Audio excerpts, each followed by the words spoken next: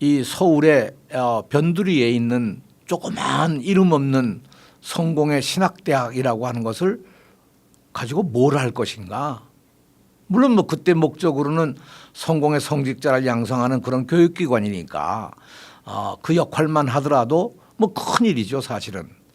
그런데 이게 아니고 대학, 어떻든 신학대학이라고 해도 대학인데 이 대학을 어떻게 우리가 만드는 것이 정말 의미가 있을까.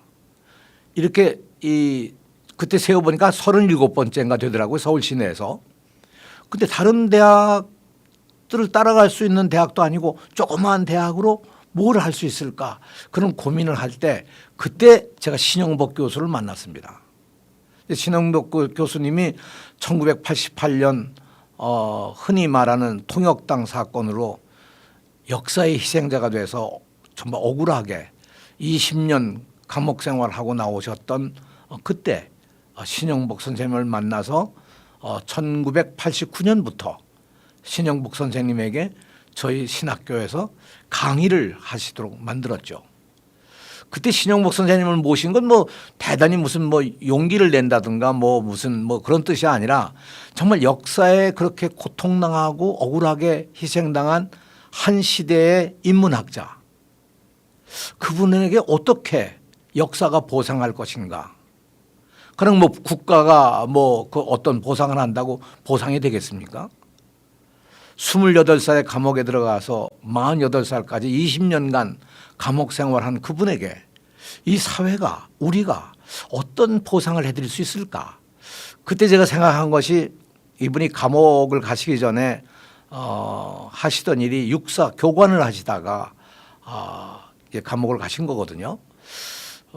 그리고 숙명여대에서도 강의를 하셨다고 하고요. 근데 물론 그 짧은 기간이었습니다. 그래서 제 생각으로는 그럼 감옥 생활 20년을 건너뛰어서 대학에 강의를 하시던 그 자리로 되돌려드리는 일종의 원상회복이 아닐까. 물론 뭐 그게 원상회복이 되겠습니까? 전혀 아닌 거죠. 그때도 다 흔히 얘기하는 사면복권된 것이 아니라 가석방으로 나와 있던 상태였기 때문에 실제로는 그분이 완전한 그 사회로 복귀했다고도 할 수가 없는 그런 이제 상황이었습니다. 그래서 제가 신 선생님을 만나서 우리가 해드릴 수 있는 건 별로 없는 것 같은데요.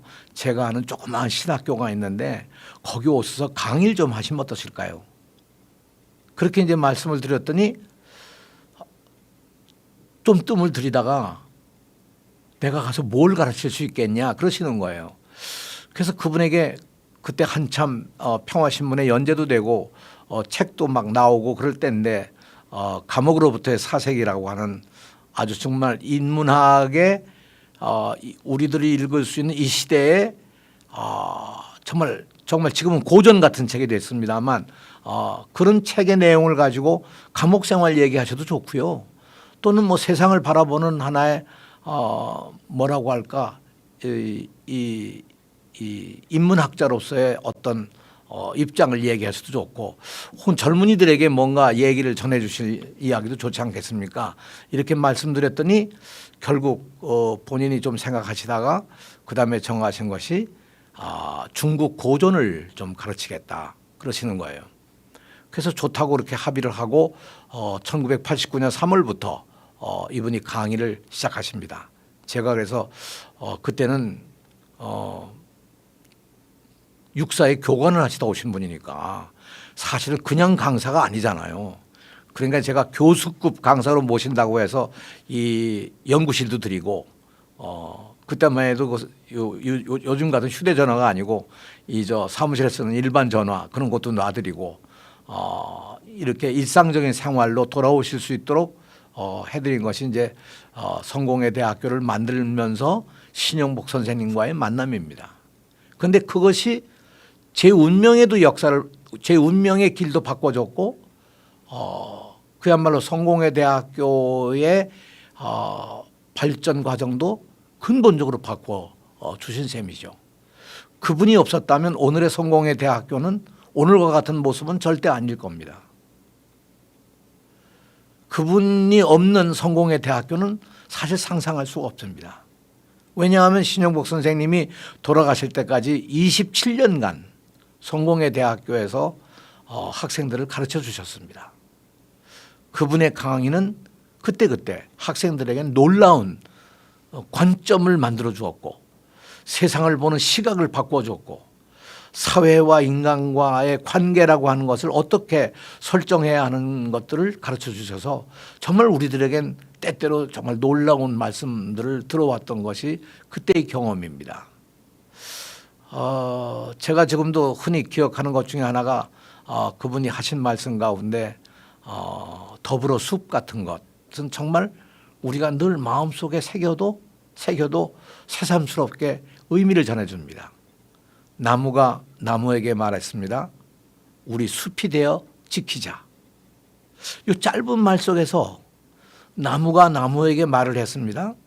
우리가 숲이 되어 지키자. 사실 여기에는 뭐 지키자의 어떤 목적어도 없고 그렇습니다만 숲이 지키는 것, 그것이 이 신 선생님이 말씀하시는 여러 복합적인 의미를 가지고 있는 거라고 생각합니다. 그리고 또 이런 글도 남기셨죠. 누구를 돕는다는 것은 우산을 받쳐주는 것이 아니라 함께 비를 맞는 것이다. 이것도 정말 우리들에게 지금 생각해 보면 가슴에 남는 이야기들입니다. 저는 그때 선생님과 함께 성공의 대학교를 하면서 어떻게 아이들에게 이런 감성적인 또는 감동적인 그런 마음으로 세상을 바라보고 자기 인생을 만들어가고 세상을 나갈 수 있도록 해줄 수 있을까? 그것이 제게 하나의 대단히 중요한 성공의 대학교에서의 경험입니다. 1994년에 성공의 대학교 제가 초대 총장이 되고 97년에 2대 총장이 되고 그런 과정에서 97년에 신영복 선생님은 가석방에서 완전히 해방이 되어 가지고 성공의 대학교의 전임 교수가 되시고 후에는 대학원 원장까지 하셨습니다. 내년이면 돌아가신 지 10년이 됩니다. 제 인생에서 사실 가장 추억에 남는 제가 여기 오기까지 때로는 지혜의 원천이 되고 때로는 희망이 되고 때로는 용기를 주시고 제 길을 열어준 그런 분이 신영복 교수님이시고 그래서 나는 지금도 그분을 내 스승이고 사부님이라고 생각을 합니다.